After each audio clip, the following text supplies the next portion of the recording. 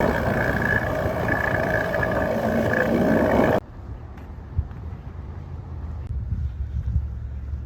est à Charleston.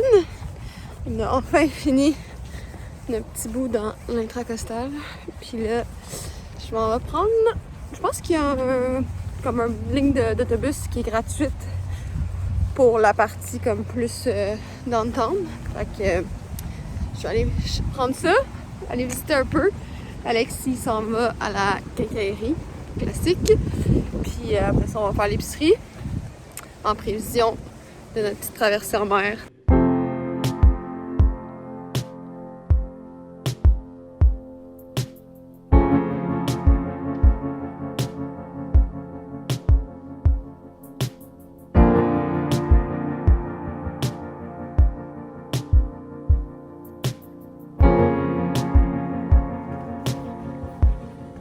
Qu'est-ce que tu fais, Marie? Un deuxième pain! On est comme une pâtisserie ici. On s'en va rejoindre nos nouveaux amis Sailing Rojo parce qu'on veut partir avec eux en mer demain. Fait qu'aujourd'hui c'est un peu une journée préparation de bouffe vu qu'on va être comme 48 heures en mer. On se prépare le plus possible de le pain, des déjeuners, des dîners déjà faits comme si on n'a pas besoin de cuisiner dans le bateau puis on peut juste les prendre puis ressortir dehors. Puis c'est ça, très hâte de faire une traversée avec un autre voilier, ça va être rassurant. Fait que voilà. Préparation.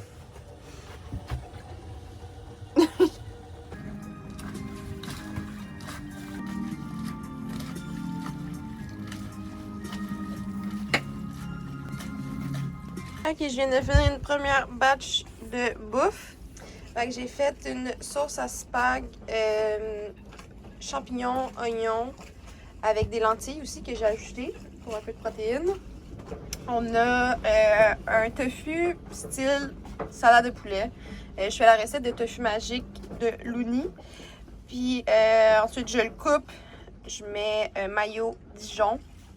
Puis souvent on met comme du céleri juste pour un petit croquant, mais là j'avais un piment vert, fait que c'est ça que j'ai mis. Puis j'ai fait une salade quinoa avec des patates douces puis brocolis grillés. J'ai ajouté raisins secs, des graines de tournesol aussi, puis une vinaigrette, juste huile d'olive, jus de citron, Dijon, sirop d'érable, puis sel poivre. Puis là, j'ai aussi des œufs cuits durs que j'ai fait. J'en ai fait 6, comme ça va nous faire un petit boost de protéines pour comme snack. Puis je vais faire des muffins aussi pour nos déjeuners. De mon côté, pendant que Marie était en mode grosse production de bouffe, moi j'essaie de prévoir un petit peu la météo le long de notre itinéraire. Un peu comme le père à Marie nous avait montré quand on avait fait la première traversée. Fait que je suis sur Predict Wind, j'ai mis des petits points le long de notre itinéraire où est-ce qu'on devrait être rendu. J'ai mis une vitesse très conservatrice de 4 nœuds. On risque de faire quand même plus, mais au moins, même si on va super lentement, mes prévisions vont être bonnes. Donc on peut juste arriver plus tôt. Fait que j'essaie de prévoir la meilleure heure qui serait optimale pour partir, puis arriver pour avoir le plus de vent possible, puis faire le plus de voiles. Je viens juste de comparer si on partait ce soir à 22h plutôt que de partir d'un matin à, mettons, 5h. C'était quoi? Parce que je sais que mercredi, on perd le vent, fait que je voulais juste être sûr qu'on arrivait avant, qu'on profite vraiment de toute la bonne fin météo qu'on a au portant. Mais je suis en train de me rendre compte que ça vaut peut-être pas nécessairement la peine. On pourrait dormir cette nuit puis partir à 5h. On va avoir quand même tout le vent qu'on a de besoin. Puis l'avantage, c'est qu'on va avoir la lumière du jour pour rentrer puis sortir des inlets. Ce qui est un truc qu'on n'est pas sûr, vu qu'on sait que ça va être nos premiers inlets de la côte est qu'on va faire. Donc on a lu des reviews, on a checké sur la page Facebook. On a trié un peu, ça devrait être pas pire. Mais bon, fait que ça risque d'être départ demain pour 5-6 heures du matin.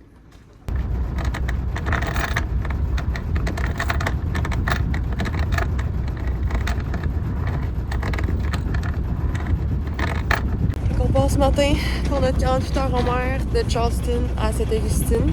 Puis on s'est réveillé avec un énorme brouillard. Mais on part pareil. On va aussi avec nos amis du voilier Bojo qui sont juste là. Qui vont nous suivre. Puis on espère que ça va bien aller. On va y aller lentement.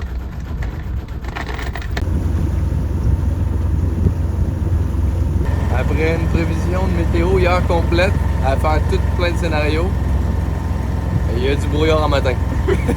que je savais pas. C'est quand même intense.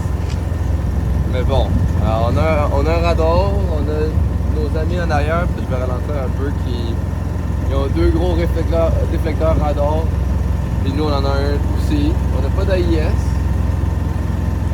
Mais en même temps, j'imagine qu'on devrait paraître. On est sur le 16. Puis ça va y aller en s'améliorant, plus la journée va. Mais là, c'est juste qu'on voulait profiter de cette fenêtre météo-là. Et plus on attend, plus on la mange. Fait que, on y va ce matin dans le brouillard. C'est quelque chose.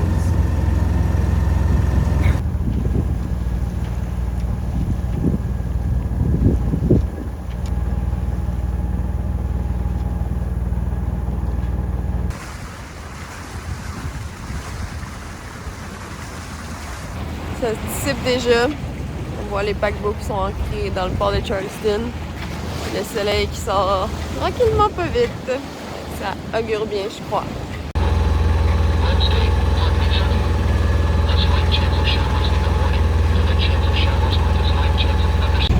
On vient de quitter Charleston. On arrive en mer. Puis là, notre système qui retenait nos bidons d'essence sur le pont, il a lâché. On a failli les perdre, mais Alexis les a ramenés dans le cockpit. Là, il essaie d'arranger le système, de le faire plus solide. On va essayer de remettre des straps.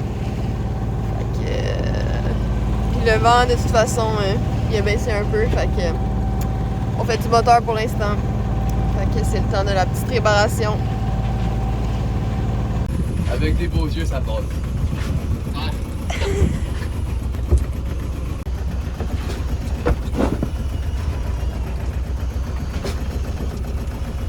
On est rendu à presque 10 000 nautiques des côtes.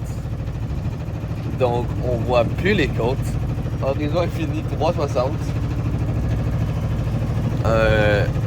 Cool feeling. Parce que la raison pourquoi on s'éloigne autant, c'est que il y a plus de vent quand on s'éloigne de la côte, selon la météo. Et on va essayer d'aller pogner ça. Là. Justement, ça monte de plus en plus. On devrait avoir bientôt un 10 nœuds, ce qu'on aimerait avoir pour faire une bonne vitesse au portant. Avec juste les génois tangonnés. Je sais pas si ça va valoir vraiment la peine de sortir la main au portant puis que la bombe elle claque partout. C'est ça qu'on va essayer de faire. J'ai pu jouer pour la première fois avec notre ajustement d'anneau pour le tangon. Pour ajuster sa hauteur au bas. On va voir. Le moment tant attendu.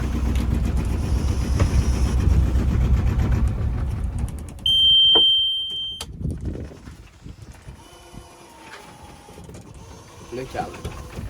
On est maintenant 6 heures de navigation in. Ça va bien. On a éteint le moteur depuis 2 heures peut-être. Puis là on est à la voile, on fait 4.5 nœuds environ de vitesse, qui est très bon. Ouais, correct. Avec une espèce de 10 nœuds dans le dos. Au début, j'avais peur parce qu'il y avait vraiment aucun vent en sortant. Puis pourtant, c'était vraiment pas ce que j'avais regardé. Mais là, très agréable.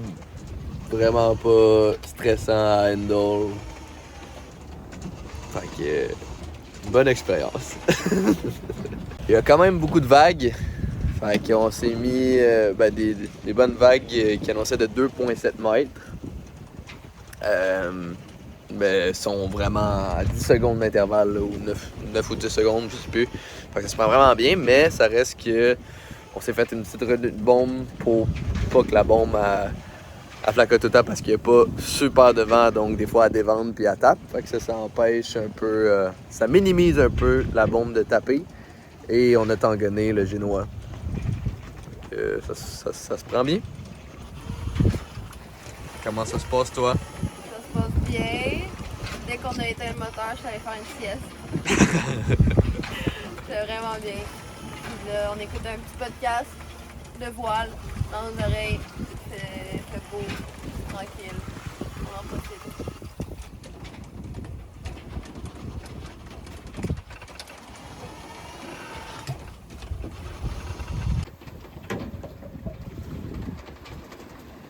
Alexis vient de spot que la batterie des instruments était pas mal dead parce que hier soir on a reçu les amis puis on a utilisé les lumières pas mal longtemps. Fait que bref, elle était pas full charge quand on est parti ce matin puis là avec tous les instruments et tout, elle était comme pas mal dead. Fait qu'on a éteint l'autopilote, les instruments pour notre vitesse, les profondeurs puis le vent. On a juste gardé le GPS. Puis là, Alexis va checker s'il est capable de trouver le branchement de l'autopilote. Puis le remettre sur une autre batterie. Avant de vivre à bord, tu penses pas à tout qu'est-ce qui drainerait parce que j'ai branché beaucoup de trucs sur la batterie d'instrument en me disant que je voulais réserver ma plus grosse banque de batterie pour les frigos. Parce que je me disais, frigo, c'est le pire. Finalement, c'est vraiment pas super. Là, c'est ça, j'avais mis l'autopilote qui gruge quand même un bon 2 ampères-heure en moyenne, 2-3 ampères-heure. Quand même gros sur une petite batterie de 70 ampères-heure, pas au lithium, donc d'environ 30 ampères-heure. Si tu peux pas le décharger plus que la moitié. Donc là, j'ai fait ce que j'aurais dû faire il y a longtemps, mais j'ai juste branché sur la grosse banque de batterie, l'autopilote. On va pouvoir s'en servir plus longtemps. Puis aussi, les panneaux solaires sont branchés sur les grosses batteries 6 volts. Fait que ça, même si là, ils sont pas mal ombragés, puis on est un peu en fin de journée, fait qu'il y a moins de soleil pour les charger, mais le petit 10 watts, il peut aider à compenser pour l'énergie consommée par l'autopilote. Fait que c'est mieux comme ça. Ça aurait dû être fait de même. Il y a d'autres trucs que je devrais brancher différemment, mais là, quand je rentre à l'intérieur, ça tourne après. Je prends une petite compote.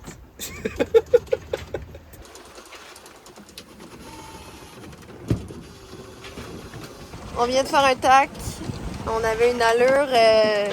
On se rapprochait un peu de la côte parce qu'on voulait essayer de garder les vagues dans notre dos. On pensait que ça nous donnait un peu de vitesse. Mais finalement, là, on vient de changer de cap. Puis on prend les vagues de face à comme 45 degrés. Puis on a gagné en vitesse. Je pense que les voiles ils flacotent moins. Puis on a un cap parfait pour se rapprocher de notre destination. On s'éloigne un peu de la côte, mais dans la bonne direction. Fait que je pense qu'on a trouvé le sweet spot juste à temps pour le coucher de soleil.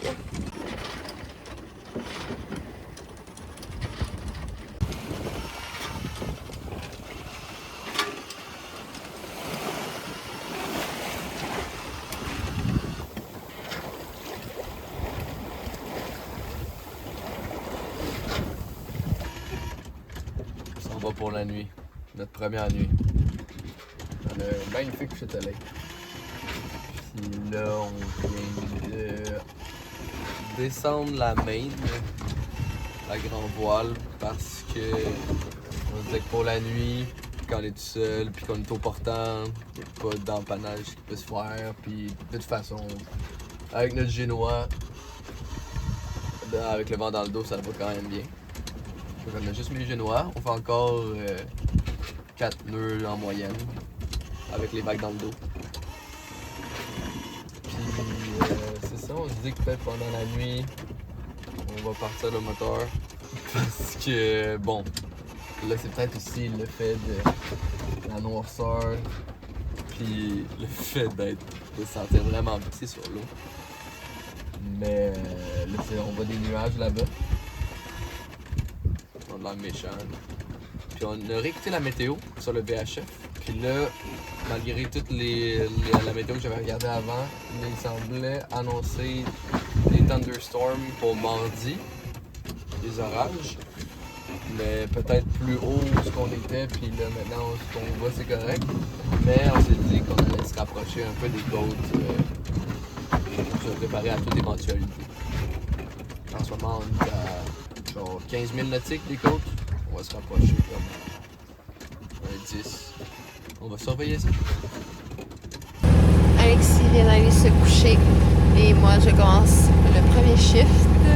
Fait que on s'est fait des shifts un peu selon comment on se sentait. Mais là il est 7h. Je vais souvent aller le réveiller vers 10h. Puis dormir jusqu'à 2-3 heures. Donc au plan, je pense que je vais m'écouter un petit film. Il se passe pas grand chose, c'est calme. On a allumé le moteur, on n'a plus de voile. Puis on voit des bateaux au loin. Mais vraiment pas sur notre trajectoire. Fait que on suit la côte de toute façon. Mais de très loin. Fait que peu d'action pour l'instant. Puis on voyait un peu d'étoiles. On a même vu la lune monter. Puis ben là ça s'ennuage un peu. Fait que très tranquille comme nuit à date. Il est maintenant minuit. C'est notre première journée en mer. Je vais essayer de rester réveillé jusqu'à 2-3 heures du matin pour laisser Marie dormir peut-être. À date ça va. J'ai dormi un peu avant. Mais là ça fait 2 heures. On passait comme un inlet de je sais pas trop où. Mais il y avait comme 5 paquebots. Là, j'essayais de me gager à savoir il allait dans quelle direction, s'il avançait ou s'il allait justement à gauche, à bâbord ou à tribord. Puis là, j'étais avec les longs vues à essayer de spotter leur lumière rouge puis leur lumière verte pour savoir ils étaient de quel côté à moi. Bref, je suis content qu'on ait passé l'entrée. C'était drainant à continuer de regarder non-stop. On a un beau ciel étoilé, t'as aucune pollution lumineuse.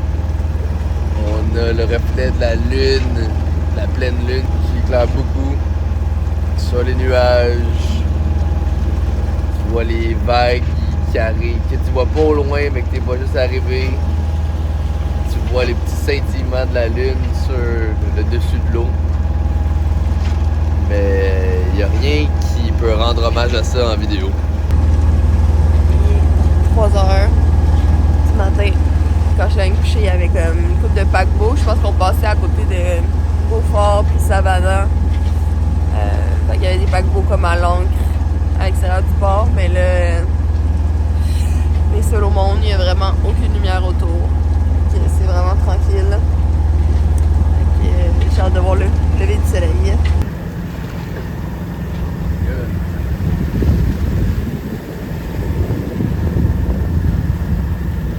Partie inquiétante de la navigation. On rentre dans un nuage. Ça faisait peur un peu de nom. On est en train de considérer fortement de prendre un inlet avant Jacksonville qu'on avait checké pour sortir. Parce qu'on a réécouté la météo sur le VHF. Ça semble dire qu'il y a un slight chance. Il y a une petite chance de thunderstorm, d'orage. Ça a l'air peut-être plus des nuages de petite pluie. J'avais vu ce Project Wind, le point 1, I guess, millimètres de pluie.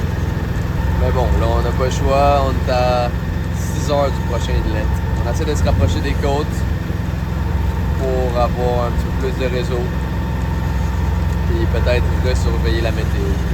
On est en train de prévoir nos plans d'orage. Mettons, on voit des éclairs, on déconnecte le GPS, on pogne nos selles, on met ça dans le four. On va faire comme une cage de Faraday pour essayer de les sauver des ondes électromagnétiques qui seraient émises par l'éclair. On espère ne pas se faire pogner, mais bon, toujours du bois. Tout va bien aller.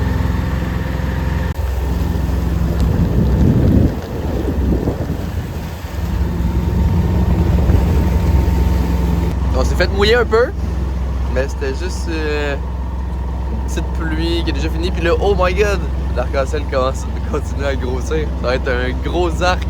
C'est vraiment rassurant. Maintenant, avec le soleil, les nuages ils ont vraiment l'air moins pire que ce que ça annonçait vers 5h du matin. Je pense qu'on va pouvoir continuer. Plus de peur que de mal. Puis on a presque un double, oh my god, un double arc-en-ciel pour nous récompenser.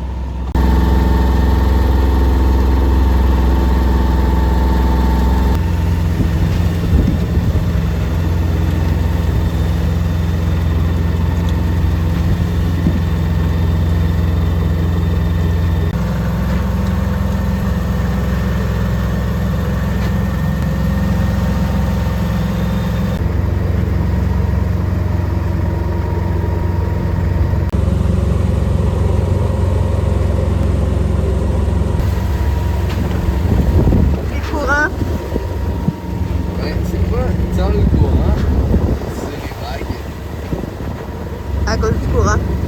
Ah, peut-être. Fait que ouais, c'est un peu sportif. C'est bon, peut-être. Après 36 heures d'autopilote, on va montrer qu'on peut quand même barrer, tu sais. On devrait arriver dans 1h30. 1h30. On arrive finalement à Fernandina Beach, qui est comme à la limite entre la Géorgie et la Floride. Fait qu'on rentre dans ce inlet-là finalement, avec le timing de soleil, puis des vents, puis des marées et tout. On a décidé de rentrer un peu plus tôt que Jacksonville ou Saint-Augustine. Mais on va peut-être ressortir en mer pour se rendre là ou prendre l'intracostal. Mais on est bien content. Là, on va arriver à 25 heures. Fait que 2 belles journées de fête, une nuit qui s'est bien passée aussi. Fait que très content de l'expérience. Là, on arrive gros soleil à la beach de la Floride. On voit la terre. Won't you wake me up tonight? 'Cause this life I'm living doesn't really feel like mine. This strange dream I'm dreaming, if it ain't wrong, it don't feel right. Never thought you were leaving. I never thought I'd have to start again. Somebody wake me up. Don't you wish we were dreaming?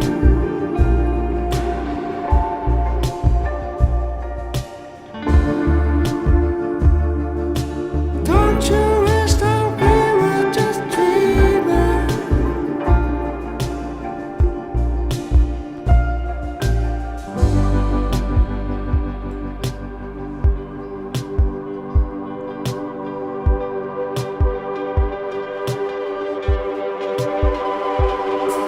I never thought the stars would look new again. Thought we could all get dressed and walk the dogs. Never really thought I'd have to be there. I never thought you'd ever really be gone. But I still sing along to yesterday's side. I got lost in the